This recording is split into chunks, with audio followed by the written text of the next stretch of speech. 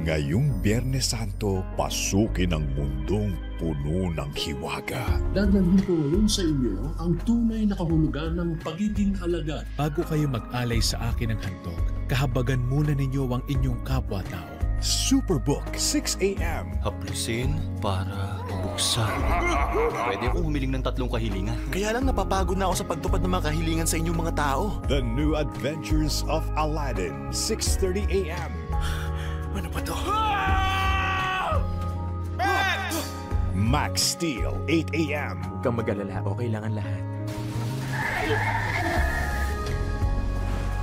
No Way Up, 10 a.m. 7 Last Words, 12 noon.